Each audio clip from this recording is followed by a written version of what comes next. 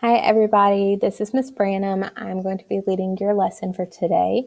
So if you're watching this on the A-Day schedule, then you'll watch it on September the 8th. If you're watching on the B-Day schedule, then you'll watch the video on September the 9th. But this is just a quick reminder that it's really important to pay attention to the videos, the Google Slides, and the Admentum lessons. Information from all three can appear on any of your assessments, so it's really important that you pay attention to all of them so you can be as successful as possible. So today's lesson is going to be about hunters and gatherers, and I know that you've probably seen these terms before, whether it's in a previous lesson or in another grade level. But today we're going to kind of look at them a little closer, see who they were, why they were important, what kinds of things they did, all of that. So let's get started. So before people settled into permanent villages and homes, they were nomadic. And nomadic really just means to travel from place to place. And one of the big reasons why human groups were nomadic in the very beginning was because they were following the food. They had to eat in order to survive, and a lot of the reasons why they were nomadic came down to the animals they ate. If you know anything about wild animals, then you know they typically don't stay in the same place all year long. So if maybe their main food was something like a deer, they had to then follow the deer wherever they moved so that they could have that food source. They also had to make sure that they moved to where the non-meat food was as well. If they stayed in one area too long, then they could end up eating all of the food, like the vegetables or fruit or berries that were in that area.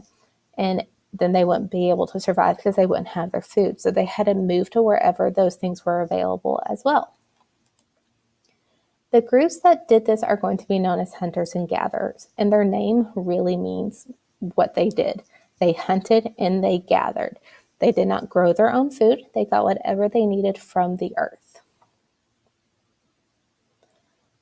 Because of this, they also did not have permanent homes and shelters.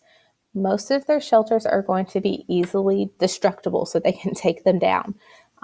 These are going to be made of branches or plant fibers, different animal skins. Sometimes it's going to be things that are naturally made. So let's say they're in an area that has lots of caves. That provides great shelter. But they wanted to make sure that their shelters were easily taken apart and packed up. That way, when they needed to move, they could just quickly take down their house, pack it up, and move it with them. So hunters and gatherers did not grow their own food. They had to eat whatever was easily available. If this was plant-based, then they found fruits and vegetables or berries and things in areas that they could eat. They quickly learned what they could or could not eat, but otherwise they ate what was available. And when it came down to it, if they were meat eaters, they had to hunt to get the food. So that was not always the easiest thing to do, but they're going to hunt and fish in order to get the meat that they need. Because of the time period, fire was being used, but it was more of a heat source. So cooking meat was not always so common.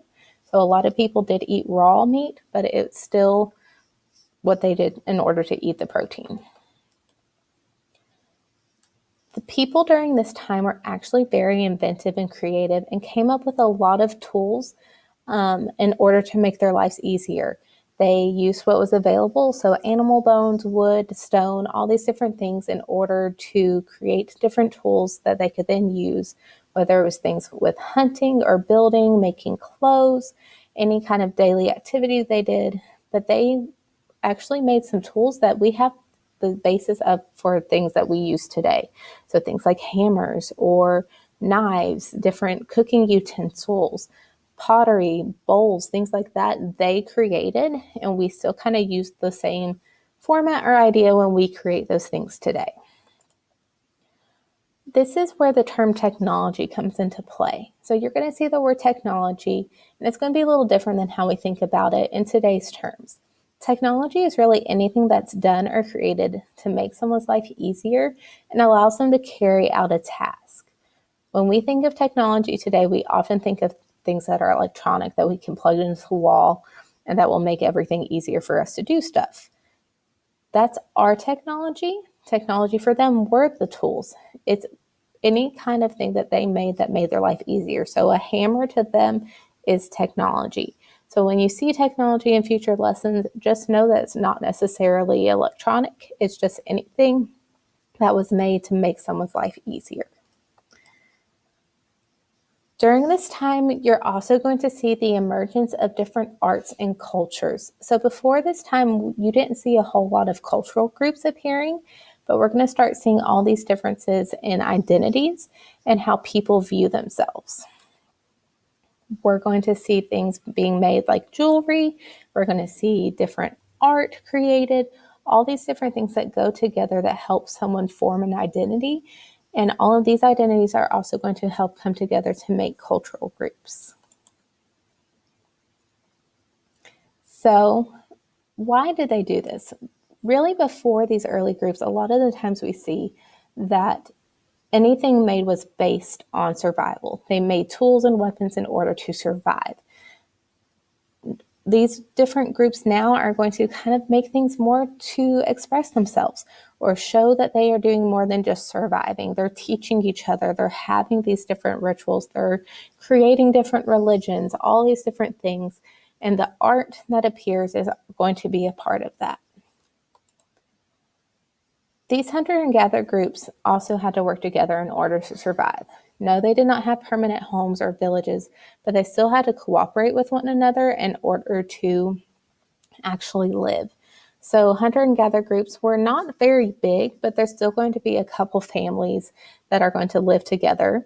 And this really helped out because it helped with things like hunting. There was a greater chance of catching food if more people were hunting it. It helped when people were sick. It helped take care of one another and have these different cultural aspects. It helped with things like making the tools because then one person isn't trying to make everything. And it helped with splitting up the work and taking care of one another, whether it's with children or not. So it's really important to know about these people because they're some of the first groups of humans that are in our known history that actually had these developments. They're some of the first ones to work together in small groups and have these types of inventions. All of these aspects have come together and then helped create other civilizations. The great civilizations that you're going to learn about in this class all had some kind of basis in the tools and ideas that came out of these first groups. Our civilization even today has some basis in things that came out of these first groups. So it's really important to know about these past ones to see how that it later affected us or affected these other groups that came out and created more things. So it's just really important to know kind of the order of how things happened and then the influence that they had on others. So this was your first step for today's lesson. You watched the video. The next step is for you to go through the Admentum work. It's going to be slides 39 through 50 on hunters and gatherers. You're going to complete assignment number 3. It's a Google form and it will be on Google Classroom with assignment. And then you will have access to the Google Slides from this video. So if you want to look through that before you do the Google form, you are more than welcome to do that. If you all have any questions, do not hesitate to reach out to either Miss Williams, Miss Hughes, or I, and we will try to help as best as we possibly can. But otherwise, have a great rest of your day. Bye, guys.